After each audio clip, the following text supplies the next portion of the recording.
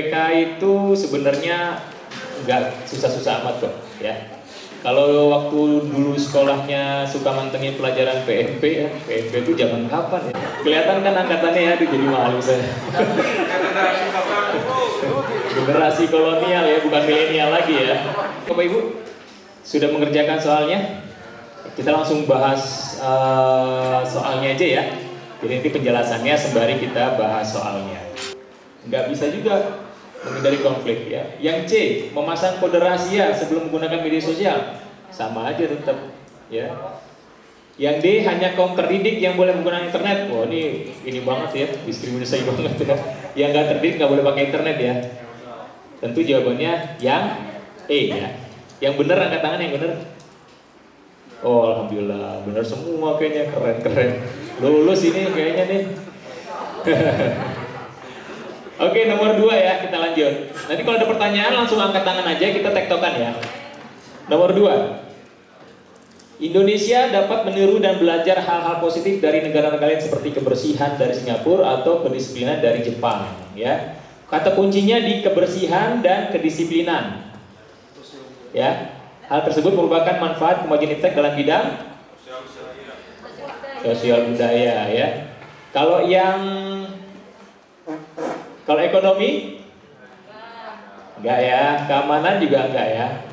Politik? Enggak juga. Pertahanan? Enggak juga. Karena kuncinya adalah di kebersihan dan kedisiplinan. Maka sosial budaya jawabannya. Lanjut lagi kita ke nomor 3. Nomor 3, Indonesia masih terjajah ya. Kita masih terjajah enggak sih Bapak Ibu? Masih ya, berasa ya. Nah, penjajahan yang dialami bukan berupa adu senjata lagi, tetapi merupakan penjajahan mental. Nah, contoh penjajahan mental dan moral yang dialami bangsa Indonesia adalah A ya. Kenapa tidak yang B? Ya, ekonomi, betul. Yang B, kemudian yang C, yang E itu ekonomi. Kita merasa dijajah gak sih secara ekonomi? Jajah ya. Kelihatan banget ya banjirnya produk-produk made in China ya. Sampai peniti made in China. Papan gilesan Bapak Ibu made in China. Apalagi itu kemarin yang cangkul pacul made in China ya, semuanya banjir. Itu kita masih dijajah secara ekonomi. Nah, kalau secara mental tadi ya, jawabannya adalah menjaburnya situs-situs pornografi. Jawabannya yang A. Kalau meningkatnya terorisme? Apa yang dijajah kita? Dalam hal apa? Ideologi. Ya. Sip. Lolos kayaknya ya. Lulus insyaallah. Lanjut ya. Yang keempat. Semakin memudarnya solidaritas, kepedulian, dan kesetiakawanan sosial merupakan dampak negatif globalisasi yang dapat memecah NKRI jika tidak diantisipasi dengan menumbuhkan sikap nasionalis. Etnosentris itu apa sih? Etnosentris? Etnis, betul. Ada lagi? Ada lagi? Etnosentris itu apa sih? Ada? Sara. Ya. Nyambung sedikit ya. Ada lagi? Kesukuan. Nah, itu dia. Ya, jadi menganggap bahwasanya sukunya, budayanya lebih keren daripada suku dan budaya orang lain gitu. Ya. Kalau apatis apa, Bapak Ibu? Apatis apa? Tidak percaya, tidak peduli, tidak percaya diri, tidak acuh ya. Apalagi? Ya, apatis itu kayak gitu Bu, cuek ya. Pokoknya nggak peduli lah gitu lah, bukan urusan saya gitu. Padahal efeknya bisa kemana-mana ya. Itu apatis. Cuek dengan keadaan di sekitar, nah itu apatis ya. Kondisi kantor kayak begini, tapi dia cuek aja. Padahal itu berefek pada kinerja. Kalau egois Waduh. Weh. Ya? Apa Pak? Super marah. Cepat marah ya. Oh cepat marah, iya iya. Itu emosian ya. Banyak makan garam. Hah?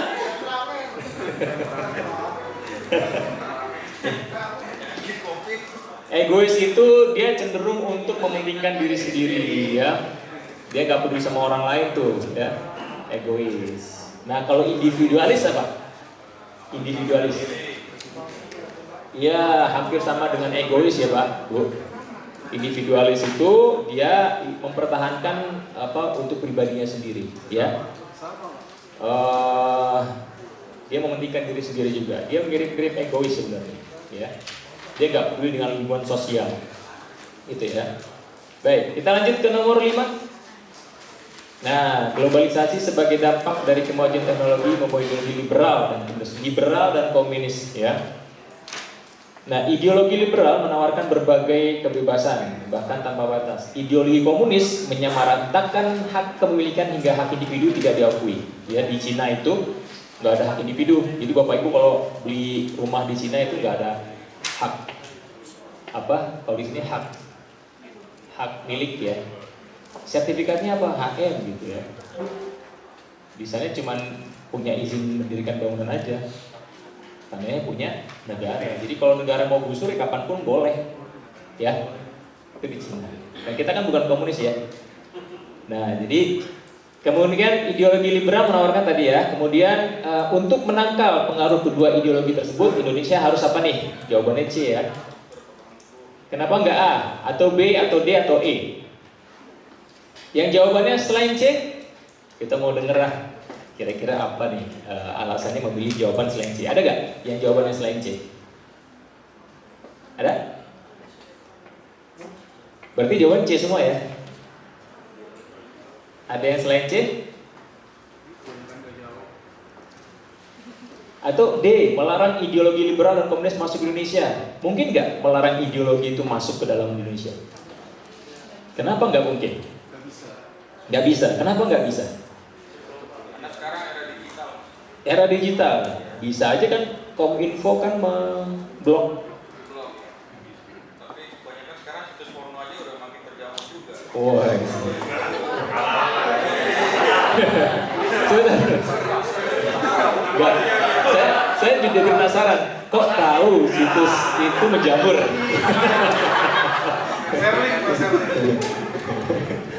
Bercanda ya Pak ya. Baik. Kenapa? Karena ideologi itu ada di tataran pikiran. J itu baru bisa terlarang ketika sudah action.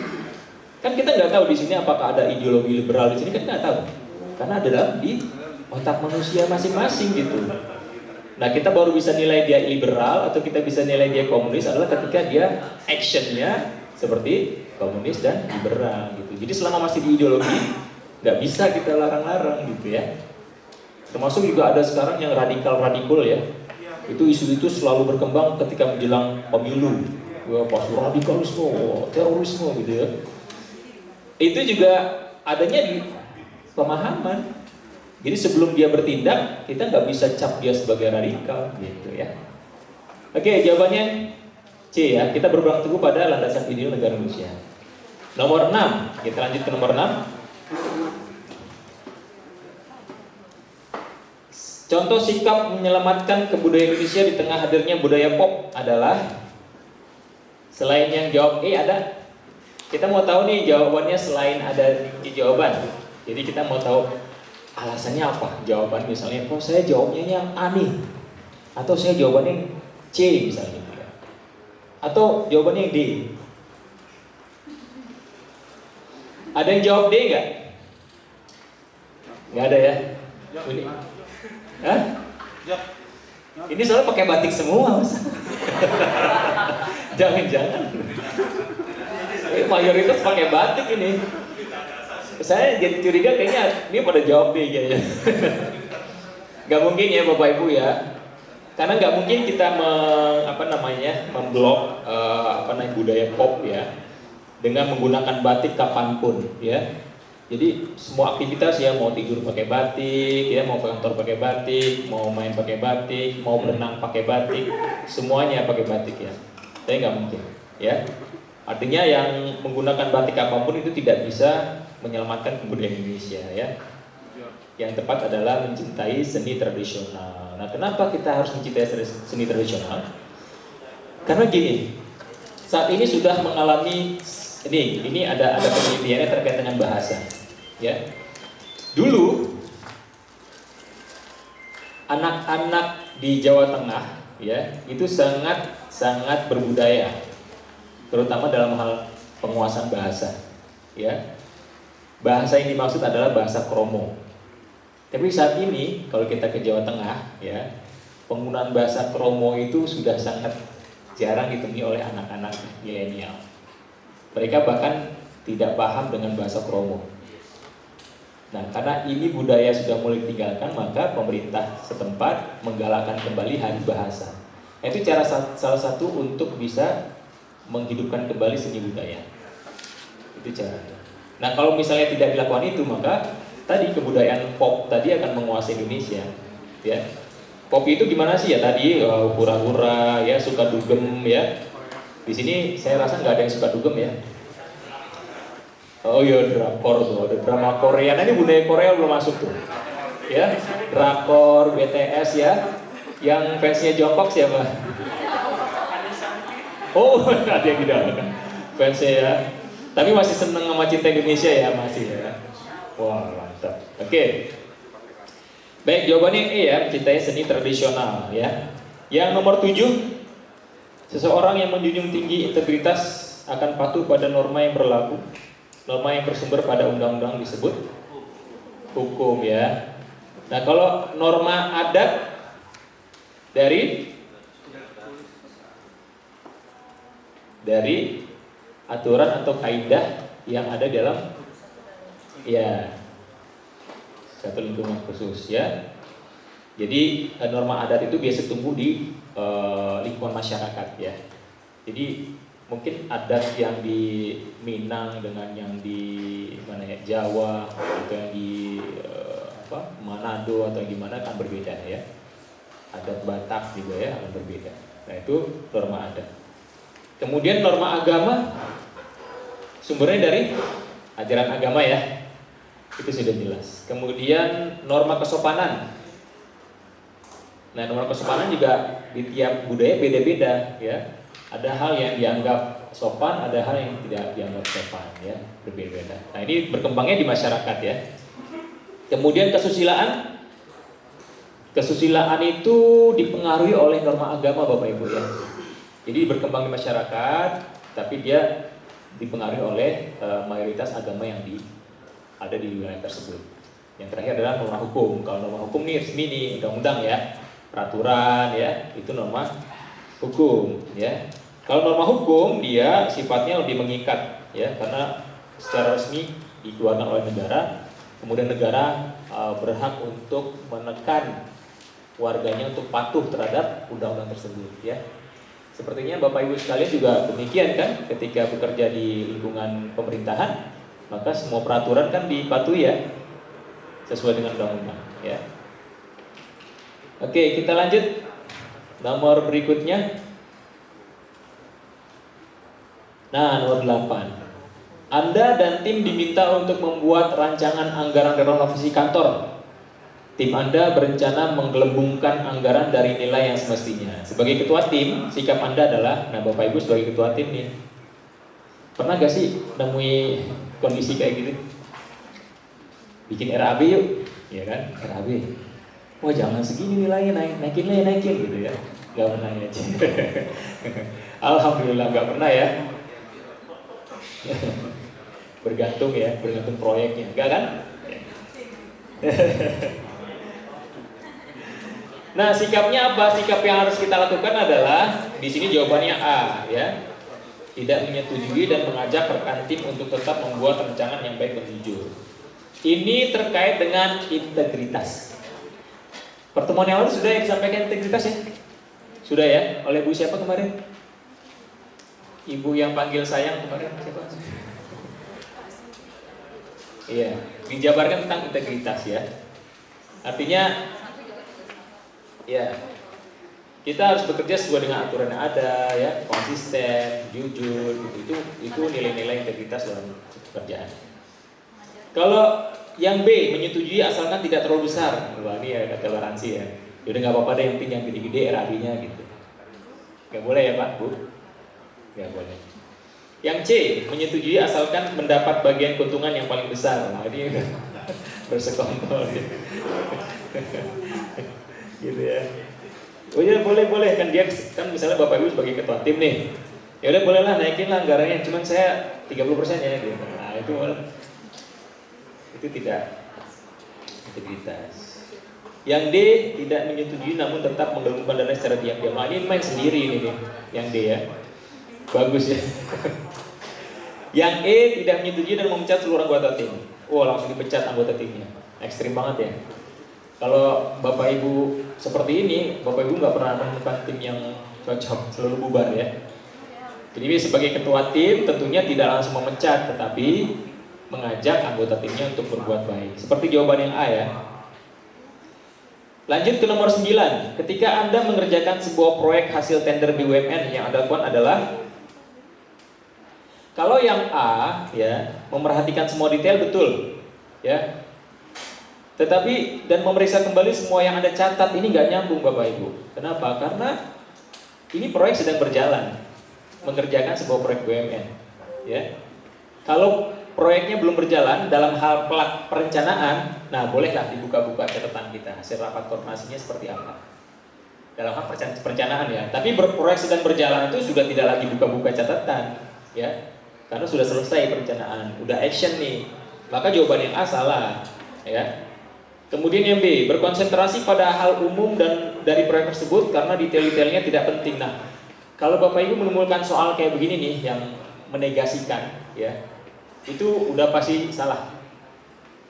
Soal-soal yang sifatnya negatif, menegasikan hal yang lain, itu biasanya 90% salah ya.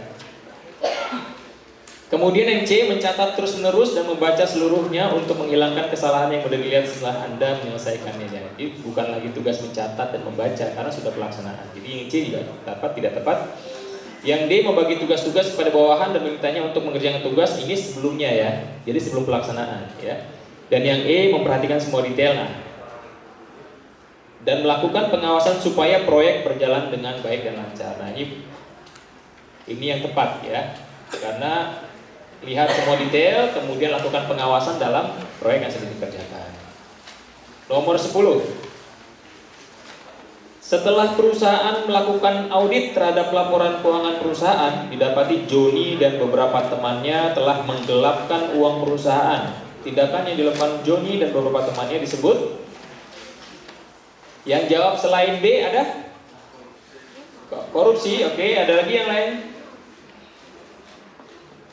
Ada lagi? Korupsi. Oke, yang lain ada? Ya, di nomor 10 ini ya. Jadi Joni dan beberapa temannya ini mereka berkongsi lah ceritanya ya. Melakukan persengkokolan.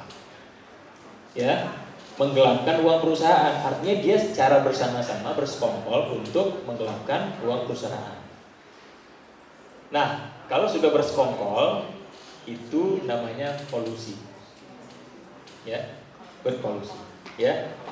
Subjeknya korupsi. Kalau korupsi itu kan dari kata korup ya. Bahasa Inggrisnya corrupt ya. Itu artinya rusak, buruk ya. Apa the file is corrupt ya. Kita lagi download terus tiba-tiba ada tulisan korup gitu ya. Bukannya file yang dikorupsi bukan, tapi filenya rusak nggak bisa di-download gitu ya. Berarti subjeknya.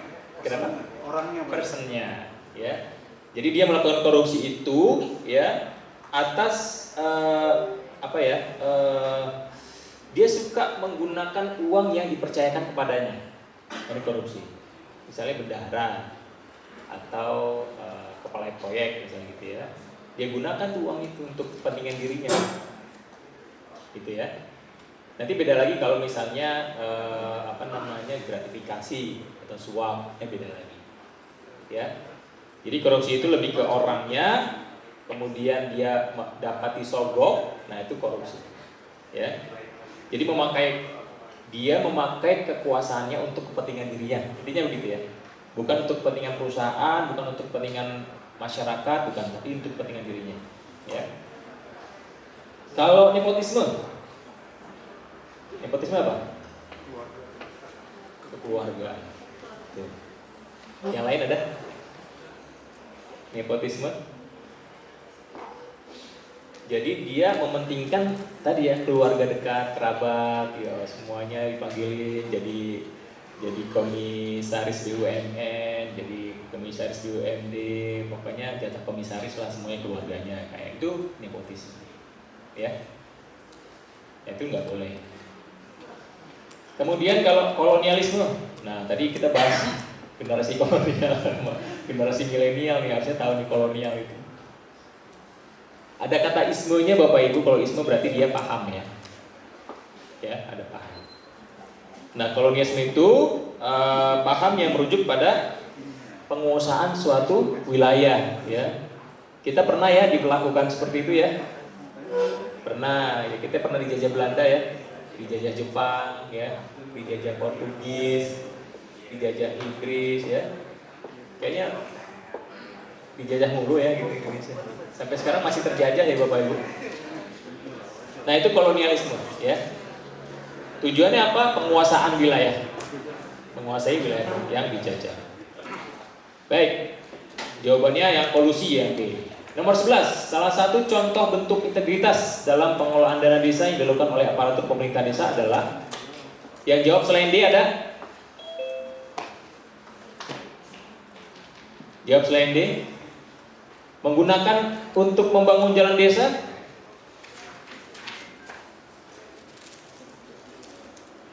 Salah nggak? Ya, kalau digunakan seluruhnya untuk bangun jalan desa salah. Ya. Oh, ada pertanyaan di Zoom. Lewat mana ya? Sini ya. Di chat ya. Sebentar, ada pertanyaan di sini. Nomor 10 nggak geser ya? Oh iya.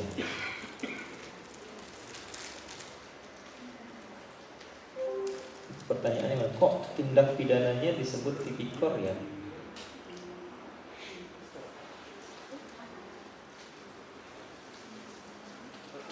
Ya karena aktivitasnya merugikan negara, makanya karena korupsi kan.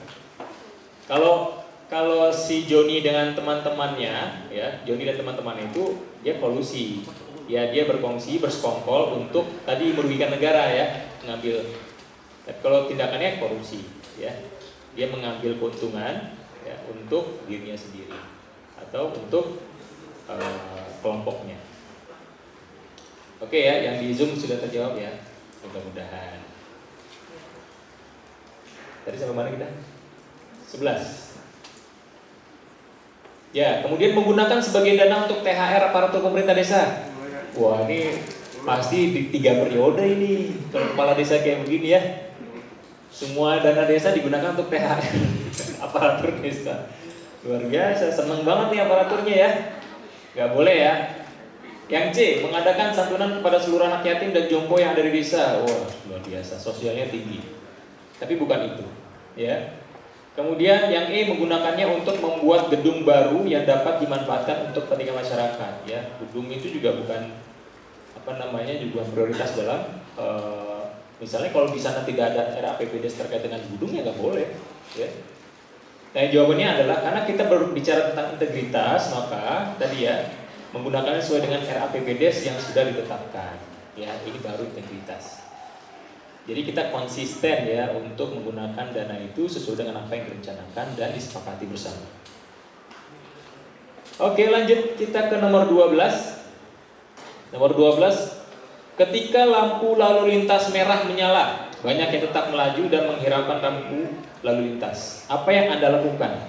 Ya. Jawabannya, coba kita lihat opsinya. Saya tidak melaju karena takut ditangkap polisi. Jadi tidak berhenti karena takut dengan polisi ya, bukan karena aturan. Nah, ini bukan integritas. Kalau nggak ada polisi berarti lanjut ya, terobos. Nah ini yang menarik ya, ini nggak tahu, ini perilaku apa namanya apa budaya berkendara Jakarta dengan Semarang berbeda. Saya seminggu sekali ke Semarang, jadi ini pengalaman aja ya Bapak Ibu ya. Jadi kalau di Semarang itu, kalau lampunya sudah kuning, mereka sudah berhenti. Kuning ya. Kalau di Jakarta lampu kuning malah tancap gas, betul. Nah sehingga waktu saya pertama kali ke Semarang, karena budaya itu saya nggak tahu ya, budaya Jakarta yang kemudian saya pakai, ketika lampu kuning saya tancap gas, motor di depan berhenti, ketabrakan. Ya minta maaf mereka dong, bukan saya. Mereka yang minta maaf, gitu ya. Itu budaya juga loh ternyata. Artinya gara-gara dia, saya nabrak dia gitu. Harusnya kan saya minta maaf ya, karena saya yang nabrak ya, gitu. Dan setelah itu saya kapok pakai budaya Jakarta. Karena saya tinggal di Semarang ya saya pakai budaya Semarang. Kuning itu sudah hati-hati. Begitu lulus kuliah dari Semarang, balik ke Jakarta ya balik lagi budayanya. Balik gitu. Karena kalau lampu kuning kita berhenti, belakang tuh tantin-tantin kan. Ribut berisik ya. Nah ini budaya ya. Jadi perbedaannya apa istilahnya ketara sekali ya. Padahal masih satu Indonesia loh. Tapi budayanya berbeda. Nah, kalau karena takut ditangkap polisi tentunya bukan jawaban yang tepat, ya. Harusnya kita melakukan satu aktivitas, ya, atau mematuhi peraturan itu karena memang peraturan dibuat untuk mengatur kita, ya, menertibkan kita. Tapi kalau misalnya takut karena polisi, artinya kalau nggak ada polisi ya tetap dilanggar. Yang B, saya tetap menunggu lampu hijau. Nah ini yang paling tepat ya. Yang C, saya ragu apa yang harus saya lakukan. Ini galau terus ya. Ini generasi milenial biasanya suka galau ya. Selain rebahan juga suka galau ya.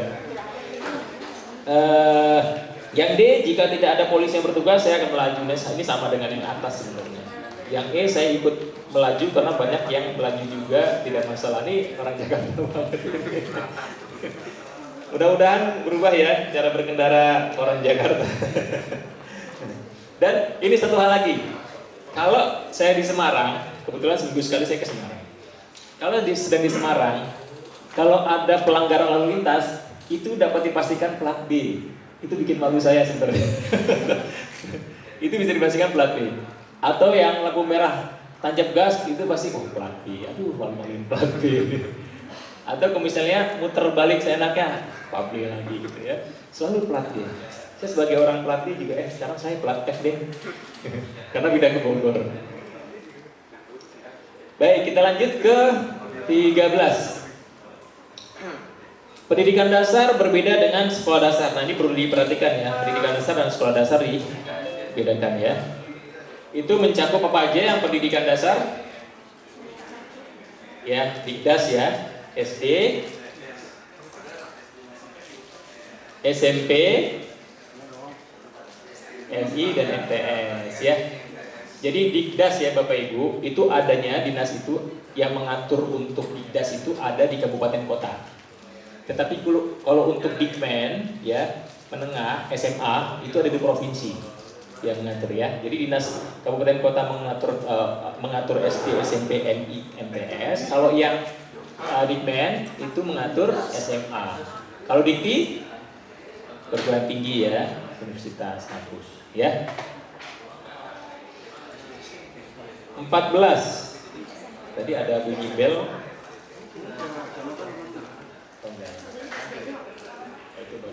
Oke. Konsep school community based management yang mulai dilaksanakan di Indonesia sekarang ini adalah manajemen pendidikan yang diperlukan untuk ya, ini terkait pendidikan berbasis masyarakat. 14 ya.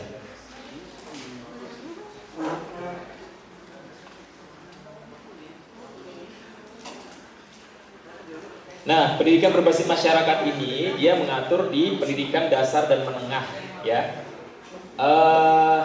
apa ya, Bapak Ibu bisa search terkait dengan ini, lagi happening banget ya.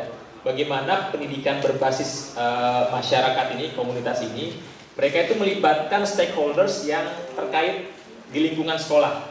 Jadi kalau ada keputusan-keputusan yang akan diambil pihak sekolah, dia tidak hanya melibatkan unsur internal sekolah, tapi unsur eksternal sekolah, termasuk ketua RT, Pak Lurah, ya, kemudian tokoh-tokoh sekitar, ya. Keputusan apa yang mau diambil, mau apakah ada ekstrakurikuler atau ada pembangunan yang lain atau semacamnya, ya, itu nanti melibatkan masyarakat sekitar, gitu ya. Jadi tidak ditentukan oleh sekolah itu apa internal sekolah itu saja, tapi mulai melibatkan masyarakat sekitar.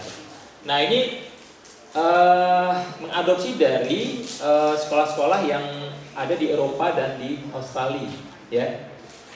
Jadi mereka melihat kemajuan yang signifikan dari community based management ini, melihat sekolahnya sangat terbuka, ya, masyarakatnya juga sangat senang dengan hal itu dan kemudian diadopsi, ya. Nah, lingkupnya mana aja? Lingkupnya untuk community based management itu ada di sekolah pendidikan dasar dan menengah, ya. Jadi artinya sampai SMA, ya, SMA. Nomor 15, PLS. Nah, PLS, pendidikan luar sekolah, sangat penting diselenggarakan di Indonesia, terutama berkenaan dengan banyaknya warga negara yang berusia 10 sampai 44 tahun masih. Nah, kalau ketemu angka 10 sampai 45 tahun, 15 sampai 40 tahun, itu menunjukkan angka buta aksara. Ya. Artinya angka itu masih cukup tinggi, terutama di Jawa Tengah, ya. Angka buta huruf atau buta aksara, buta angka itu di Jawa Tengah jumlahnya banyak, ya. Jawa Barat yang peringkat kedua, Jawa Timur peringkat ketiga, karena memang jumlah penduduk mereka memang 3 besar, ya, se-Indonesia, ya. Jawa Barat yang pertama, yang kedua Jawa Timur, yang ketiga Jawa Tengah. Jawabannya E, ya, buta aksara Latin dan angka. Apakah, pertanyaan gini, apakah kemudian PLS tidak mengcover terkait dengan buta pengetahuan dasar? Iya, mengcover. Kemudian belum mampu mendapat pekerjaan, ya PLS juga melakukan hal itu, ya, membekali para siswanya untuk tadi mengetahui potensi diri, memotivasi, itu PLS. Tetapi karena di sini ada berusia 10 sampai 44 tahun, nah ini arahnya ke buta aksara. Ngoten nggih, ngoten nggih. Gitu ya. Ya, 16. Ciri khas negara kesatuan. Ada yang jawab selain B enggak?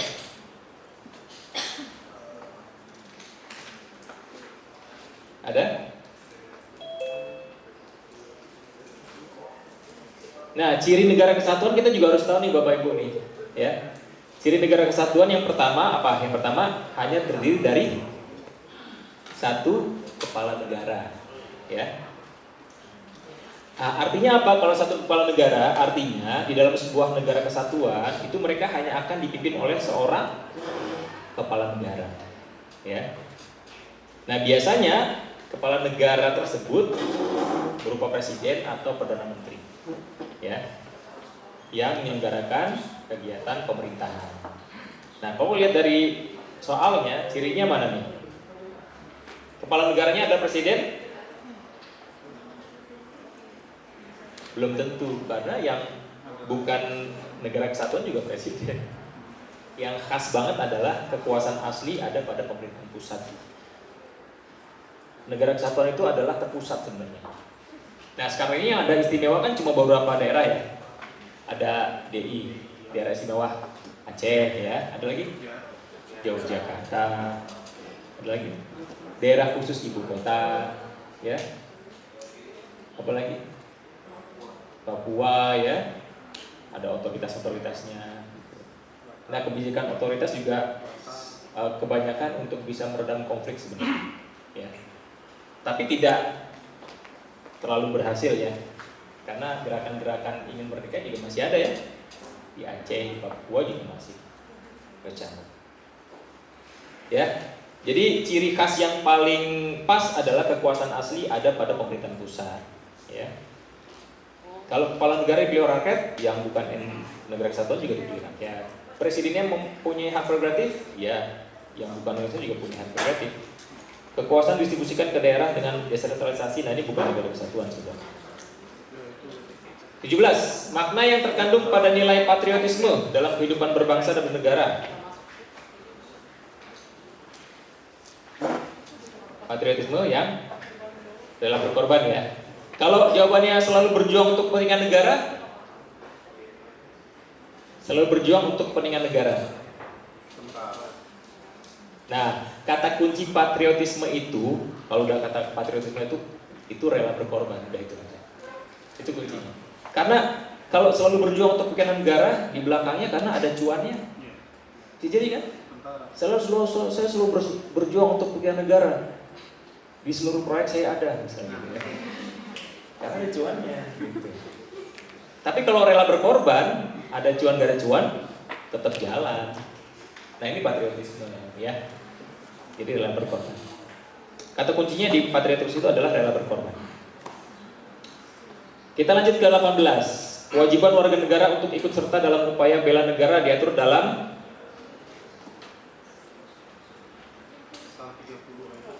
30 ya. 30 ayat 1. Ada lagi yang lain? Berarti beda ya? Iya, ada lagi yang lain jawabannya? Selain yang dikunci jawaban ada? Ikut serta dalam upaya bela negara diatur dalam sama dengan yang kunci jawaban. Kita bahas satu-satu ya. Undang-Undang Dasar 1945 pasal 27 ayat 1 itu bicara tentang apa ya? Itu bicara tentang kesamaan kita di hadapan hukum. Ya.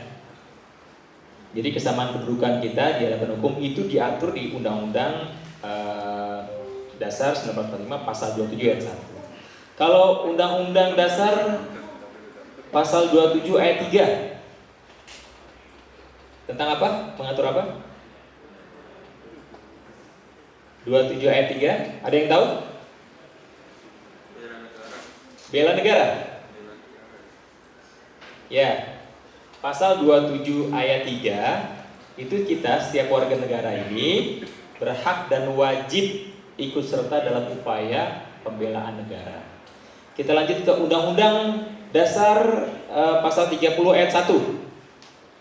Nah, di pasal 30 ayat 1 ya, itu setiap warga negara, tiap-tiap warga negara ini berhak dan wajib ikut serta dalam usaha pertahanan dan keamanan negara. Bedakan ya Bapak Ibu ya. Kalau pasal 30 ayat 2-nya bicara tentang apa? Ini bicara tentang pelaksanaan sistem pertahanan dan keamanan rakyat semesta, ya. Kenapa disebut rakyat semesta? Seluruh komponen masyarakat. Artinya itu menjadi tanggung jawab seluruh komponen rakyat Indonesia, ya. Maka dikatakan rakyat semesta. Jawabannya apa berarti? B, pasal 27 ayat 3. Oke, bisa dipahami ya. Oh, kalau yang terakhir 31 ayat 1 bicara tentang apa? Pendidikan ya.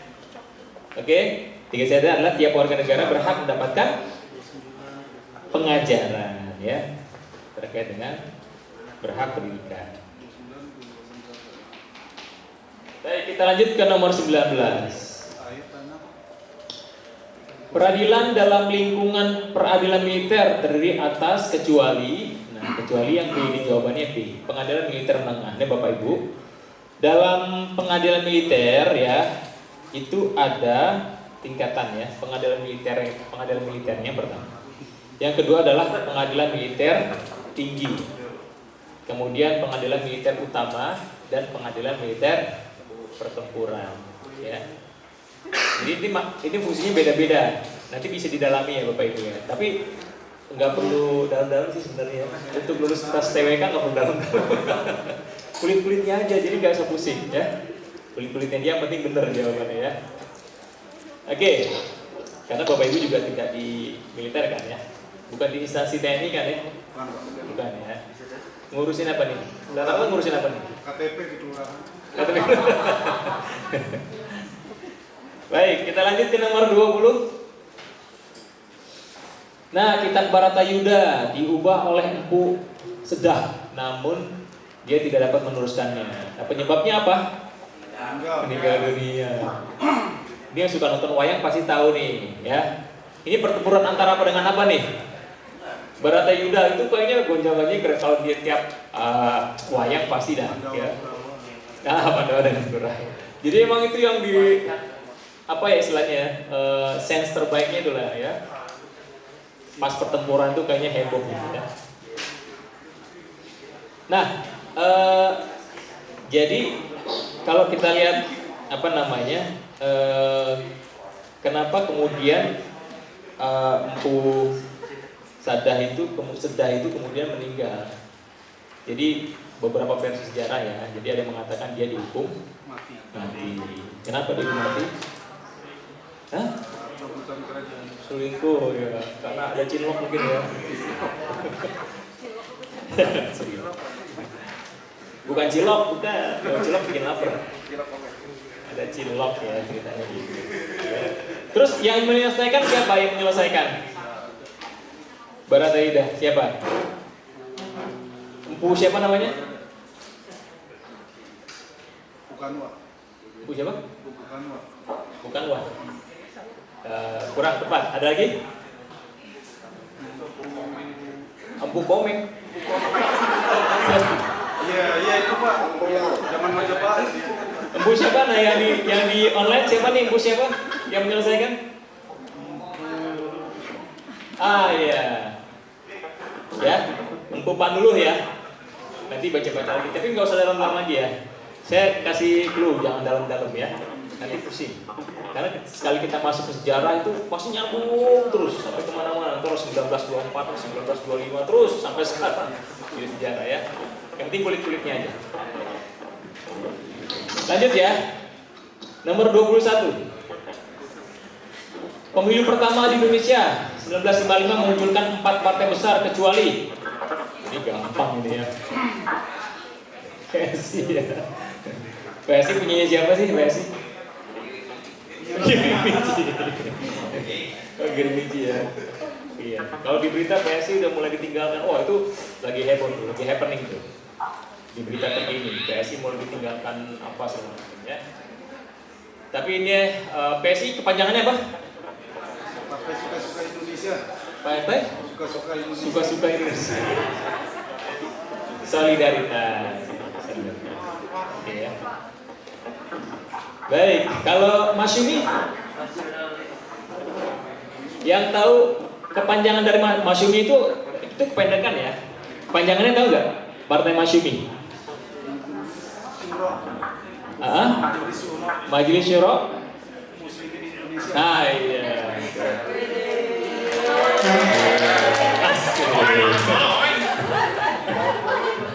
Enggak kipas-kipas rambut nggak ya? Panitia kalau ada door prize boleh lah dikasih ya. Oh nanti door prize-nya kopi ya. Sekalian promosi. Ya Masyumi itu Majelis Syuro Muslimin Indonesia ya. Nah saat ini masih satu-satunya partai yang punya Majelis Syuro. Ada satu partai nih yang saat ini masih ada Majelis Syuro-nya. NU. Partai NU nggak ada. PKS gitu.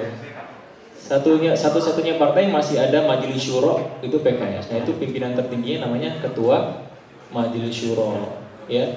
Jadi dia setara dengan kalau di Demokrat ada SBY, ada lagi kalau di Gerindra ada Prabowo gitu.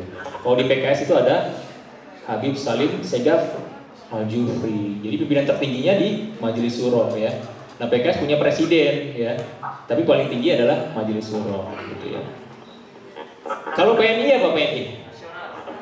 Partai Nasional Indonesia. Kalau NU? PKI? Mau ceritanya ya. Waduh. Berarti ideologinya ini ya. Oke, kita lanjut. Nomor 22. Awalnya Trimurti diminta untuk menaikkan bendera ketika proklamasi, akan tetapi dia menolak dan mengusulkan prajurit yang berhak menaikkan bendera. Prajurit peta yang ditunjuk menaikkan bendera merah putih adalah. Jadi pada saat terjadinya detik-detik proklamasi, ada dua golongan nih Bapak Ibu, dua golongan yang terlibat. Yang pertama adalah golongan tua ya.